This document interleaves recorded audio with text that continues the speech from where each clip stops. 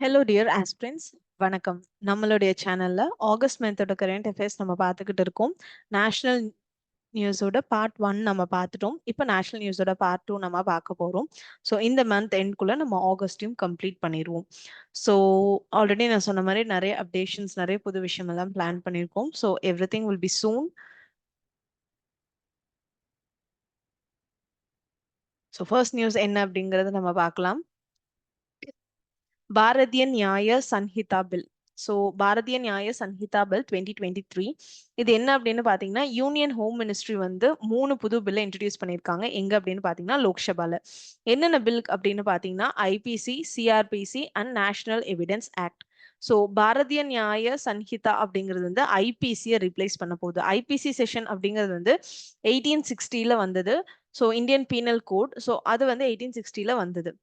அடுத்து பாரதிய நகரிக் சுரக்ஷா சன்ஹிதா 2023 இதை வந்து சிஆர்பிசி 1973 வந்து ரீப்ளேஸ் பண்ண போகுது அப்படின்னு சொல்லியிருக்காங்க. ஸோ இந்த சிஆர்பிசி அப்படிங்கிறது என்ன அப்படின்னு பார்த்தீங்கன்னா Code of Criminal Procedure. So இது வந்து 1973 வந்தது. அதுக்கு பதிலாக பாரதிய நகரிக் சுரக்ஷா சன்ஹிதா அப்படிங்கிறது ரீப்ளேஸ் ஆக போகுதுன்னு சொல்லியிருக்காங்க. இந்தியன் எவிடன்ஸ் ஆக்ட் 1872க்கு பதிலாக பாரதிய சக்ஷியா 2023 ரீப்ளேஸ் பண்ண போறோம்னு சொல்லியிருக்காங்க. ஃபார் த ஃபர்ஸ்ட் டைம் கிரைமோட இதையும் இது கூட சேர்த்து ஆர்கனைஸ் பண்ணிட்டாங்க. Will be defined under penal கோடுக்கு கீழே இந்த ஒரு கிரைம் அப்படின்னா என்ன, ஒரு ஆர்கனைஸ்டு கிரைம் அப்படின்றதுக்கு என்ன அப்படின்றதுக்கான டெஃபினேஷனை கொடுக்க போறோம் அப்படிங்கிறதையும் ஃபர்ஸ்ட் டைம் அனௌன்ஸ்மெண்ட் கொடுத்துருக்காங்க. ஸோ இது வந்து 2 டேஸ்க்கு முன்னாடி இந்த பில்லும் ஆக்சுவலி பாஸ் ஆயிருச்சு. அண்ட் அதுக்கான கரண்ட் அஃபேர்ஸும் நீங்க பார்த்துருப்பீங்க. ஸோ இது வந்து ஆகஸ்ட்லேயே பாஸ் பண்ண பில் அண்ட் டிசம்பர்ல இப்போ இதை அக்செப்ட் பண்ணிட்டாங்க. ஓகே. ஸோ பாரதிய நியாய சன்ஹிதா மசோதா மத்திய உள்துறை அமைச்சகம் வந்து இது கொண்டுக்கிறாங்க. இந்திய தண்டனை சட்டம், இந்திய குற்றவியல் நடைமுறை சட்டம், அதுக்கப்புறம் இந்திய சாட்சிய சட்டம் அப்படின்னு சொல்லி 3 விஷயத்தங்களை தான் மாத்துறாங்க. ஸோ 1860லயே இந்திய தண்டனை சட்டம் வந்துருச்சு. அதுக்கு பதிலாக இப்போ பாரதிய நியாய சன்ஹிதா அப்படின்ற பில் பாஸ் பண்றாங்க. அடுத்து 1973 வந்து குற்றவியல் நடைமுறை சட்டத்துக்கு மாற்றாக பாரதிய நாகரிக சுரக்ஷா சன்ஹிதா அப்படின்னு சொல்லியிருக்காங்க. அண்ட் 1872 வந்து இந்திய சாட்சிய சட்டத்துக்கு மாறாக பாரதிய சாக்சிய மசோதா அப்படின்னு சொல்லி 3 விஷயங்கள் மாத்திரன்னு சொல்லியிருக்காங்க. ஸோ திட்டமிடப்பட்டு மேற்கொள்ளப்படும் குற்றங்கள் அப்படிங்கிறத முதல் முறையா தண்டனை சட்டத்துக்கு கீழ் வரையறை செய்ய போறோம், அதுக்குன்ற ஒரு டெஃபினேஷனை கொடுக்க போறோம்ன்றதையும் அனௌன்ஸ்மெண்ட் கொடுத்திருக்காங்க. So top states on the drug seizure chart, அதாவது போதைப் பொருள் பறிமுதல் பட்டியலில் இருக்க முன்னிலையில இருக்க மாநிலங்கள் என்னென்ன அப்படின்னு பாக்குறோம். ஸோ இது வந்து பார்டர் செக்யூரிட்டி ஃபோர்ஸ் தான் இதை வந்து சீஸ் பண்ணுவாங்க. ஸோ எங்க வந்து ஹெரோன் நிறைய கிடைச்சிருக்கு அப்படின்னு பார்த்தோம் அப்படின்னா பஞ்சாப்லயும் ராஜஸ்தான்லயும் ஹையஸ்ட் அமௌண்ட் கிடைச்சிருக்குன்னு சொல்றாங்க. So the maximum quantity of ganja அப்படிங்கிறது வந்து திரிபுரா அண்ட் வெஸ்ட் பெங்கால் கிட்ட இருந்து கன்ஃபிஸ்டிகேட்டட் பண்ணியிருக்கோம் அப்படின்னு சொல்றாங்க. ஸோ பஞ்சாப் மற்றும் ராஜஸ்தானுக்கு அருகில இருக்க மாநிலங்கள்ல தான் அதிக அளவிலான ஹெரோயின் போதைப் பொருள் வந்து எல்லை பாதுகாப்பு படை வந்து கைப்பற்றியிருக்காங்க. திரிபுராலையும் மேற்கு வங்காள மாநிலங்களையும் அதிகபட்ச அளவிலான கஞ்சா பறிமுதல் நடந்திருக்கு. ஸோ போதைப் பொருள் பறிமுதல் பட்டியல் அதுல முன்னிலையில இருக்கும் மாநிலங்கள் அப்படிங்கிறது Punjab, Rajasthan, Tripura and west Bengal. Next news, flood watch. இந்த ஃப்ளட் வாட்ச் அப்படிங்கிறது வந்து நியூவா சென்ட்ரல் வாட்டர் கமிஷன் வந்து லான்ச் பண்ண ஒரு மொபைல் அப்ளிகேஷன். ஸோ இது எதுக்கு அப்படின்னு பார்த்தீங்கன்னா ரியல் டைம் இன்ஃபர்மேஷன், அதாவது ஃப்ளட் சிச்சுவேஷன் எந்தெந்த ஏரியாஸ்ல எஃபெக்ட் ஆயிருக்கு அப்படிங்கிற எல்லாத்தையும் தெரிஞ்சுக்கிறதுக்கான ஒரு அப்ளிகேஷனா இது இருக்கும்னு சொல்லியிருக்காங்க. ஸோ மத்திய நீர் ஆணையம் பாதிக்கப்பட்ட பகுதிகளில் வெள்ள நிலைமை குறித்து நிகழ்நேர தகவல்களை வந்து தெரிஞ்சுக்கிறதுக்காக கொண்டு வரப்பட்ட ஒரு செயலி தான் இந்த flood watch. Next news, first world health ஆர்கனைசேஷனோட குளோபல் சமிட், அதாவது ஃபர்ஸ்ட் உலக சுகாதார அமைப்போட முதல் உலக உச்சி மாநாடு அப்படின்றது வந்து இப்பதான் ஃபர்ஸ்ட் டைம் நடக்குது. ஸோ இது எங்க நடக்குது அப்படின்னு பாத்தீங்கன்னா எதை பேஸ் பண்ணி அப்படின்னு பாத்தீங்கன்னா ட்ரெடிஷ்னல் மெடிசன் பேஸ் பண்ணி தான் நடக்குது. இது காந்தி நகர் குஜராத்ல நடக்குது. ஸோ இந்த பிளேஸ்ல ஃபர்ஸ்ட் வேர்ல்ட் ஹெல்த் ஆர்கனைசேஷனோட குளோபல் சமிட் நடந்திருக்கு அப்படின்னு கேட்டாங்கன்னா குஜராத். பாரம்பரிய மருத்துவம் குறித்த உலக சுகாதார அமைப்பின் முதல் உலக உச்சி மாநாடு அப்படிங்கிறது வந்து குஜராத் மாநிலம் காந்தி நகர்ல தொடங்கப்பட்டிருக்கு அப்படின்னு சொல்றாங்க.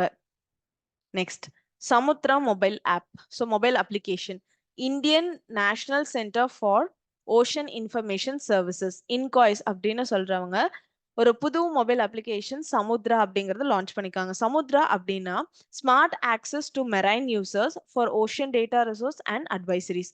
ஸோ இது வந்து என்ன அப்படின்னா comprehensive information on all ocean related services.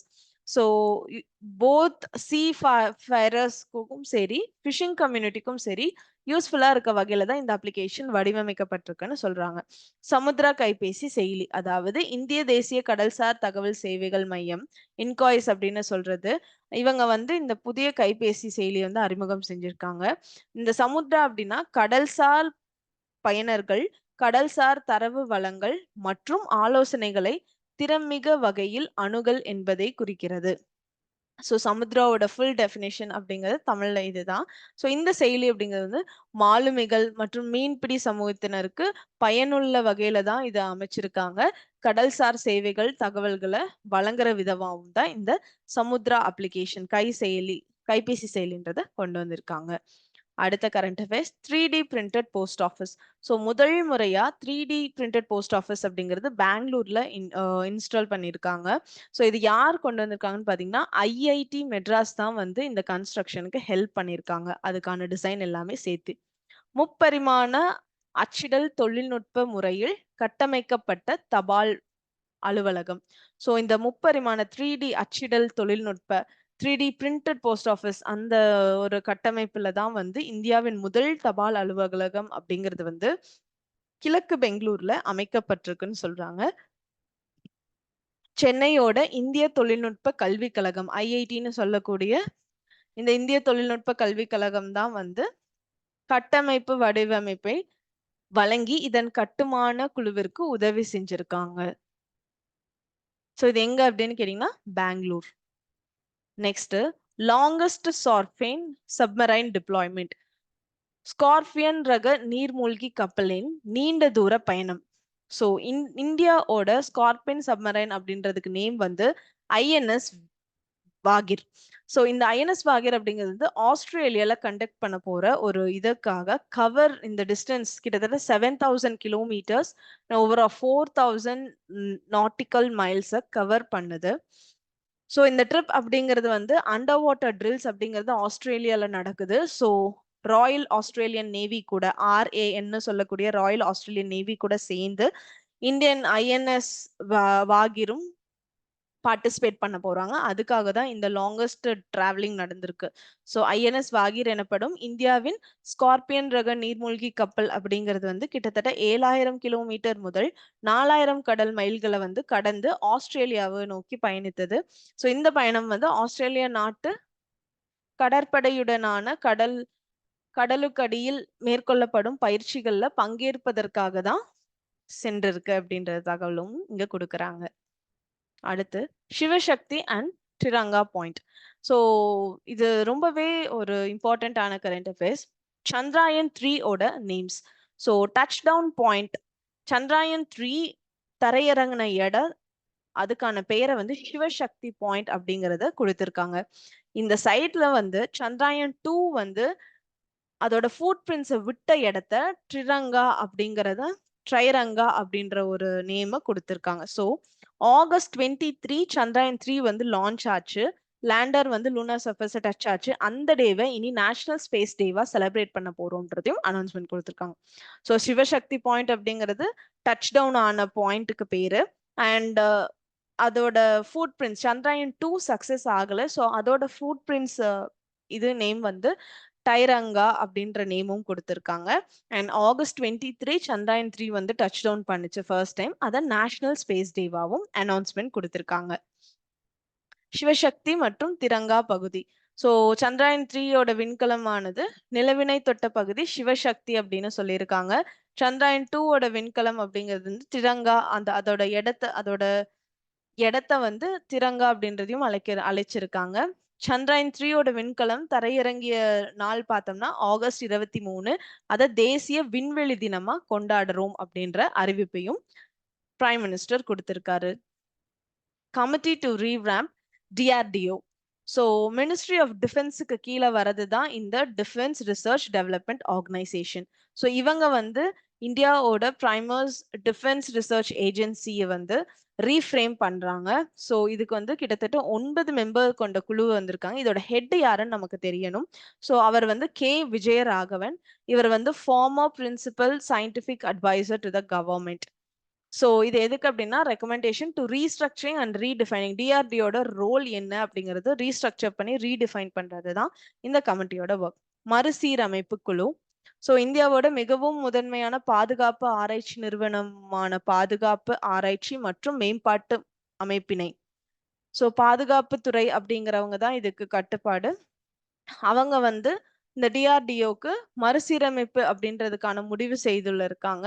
அதுல வந்து 9 பேர் கொண்ட குழு அமைச்சிருக்காங்க. அதோட தலைவர் யார் அப்படின்னு பார்த்தோம்னா K. Vijayaraghavan. இவர் வந்து அரசின் முன்னாள் தலைமை அறிவியல் ஆலோசகரா இருந்திருக்காரு.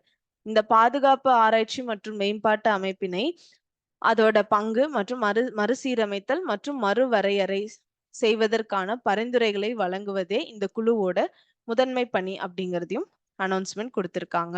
ஸோ அதோட ஸ்ட்ரக்சர் யார் என்னென்ன ரோல் அவங்களுக்கு இருக்க போகுது அப்படிங்கிற எல்லாத்தையும் டோட்டலாவே கம்ப்ளீட்டா மாத்த போறாங்க. National award for e-governance 2023. So Svamitva scheme அப்படிங்கிறது மினிஸ்ட்ரி ஆஃப் பஞ்சாயத் ராஜ் கீழே வருது. அவங்க இந்த இ-கவர்னன்ஸ் 2023க்கு ப்ரெஸ்டீஜியஸ் அவார்டு அவங்களுக்கு கிடைக்க போகுது. ஸோ எந்த ஒரு இதுக்கு கீழேனா application of emerging technologies for providing citizen, அதாவது சிட்டிசன் சென்ட்ரிக்கான சர்வீசஸ் அவங்களுக்கு கொடுக்கறனால அந்த விஷயத்த ஸ்ப்ரெட் பண்றனால இந்த இந்த அவார்டு அப்படிங்கிறது மினிஸ்ட்ரி ஆஃப் பஞ்சாயத் ராஜுக்குள்ள கொடுக்குறாங்க. ஸோ சம்விதா அப்படின்னா survey of village abadi and mapping with improvised technology in village areas. So இந்த நேஷனல் கான்ஃபரன்ஸ் ஆன் இ-கவர்மெண்ட்ஸ் அப்படிங்கிறது வந்து விக்ஷித் பாரத் எம்பவரிங் சிட்டிசன்ஸ் அப்படின்ற தீமுக்கு கீழே இந்த கான்ஃபரன்ஸ் அப்படிங்கிறது வந்து கண்டக்ட் ஆகப்பட்டுச்சு. மின் ஆளுகைக்கான தேசிய விருது. ஸோ பஞ்சாயத் ராஜ் அமைச்சகத்தின் சம்விதா என்ற திட்டத்திற்கு இந்த இந்த விருது அப்படிங்கிறது வழங்கப்பட்டிருக்கு. ஸோ 26வது தேசிய மின் ஆளுகை மாநாட்டுல குடிமக்களை மையமாக கொண்ட சேவைகளை வழங்குவதற்கான வளர்ந்து வரும் தொழில்நுட்பங்கள், அதாவது டெக்னாலஜி யூஸ் பண்ணி மக்களுக்கு சேர வேண்டிய சர்வீசஸ் எல்லாம் செய்யறதோட அதோட பயன்பாட்டின் கீழே தான் இந்த விருது அப்படிங்கிறது வழங்கப்படுது. சம்விதா அப்படின்னா ஒரு மேம்படுத்தப்பட்ட தொழில்நுட்பத்தினை பயன்படுத்தி கொல்லப்படும் கிராமங்கள் குறித்த கணக்கெடுப்பு மற்றும் கிராம பகுதிகளின் வரைபடமாக்கல் அப்படிங்கிறது தான் சம்விதாவோட இது. ஸோ அந்த டெக்னாலஜியை பேஸ் பண்ணி அங்க இருக்க அந்த கிராமங்களோட கணக்கெடுப்பு எடுக்கிறதும் அந்த கிராம பகுதியில வந்து அதுக்கான மேப்பிங் எல்லாத்தையும் வந்து ப்ரொசீட் பண்றது தான் இந்த சம்விதாவோட இது. ஸோ மின் ஆளுகைக்கான தேசிய மாநாடு அப்படிங்கிறது வந்து விக்ஷித் பாரத் குடிமக்களை அதிகாரம் அளித்தல் அப்படின்ற ஒரு கருத்துருப்புல தான் வந்து கருத்துருல தான் வந்து இந்த விஷயத்த கொடுத்திருக்காங்க. So national election commission of இந்தியாவோட நேஷனல் ஐகான்.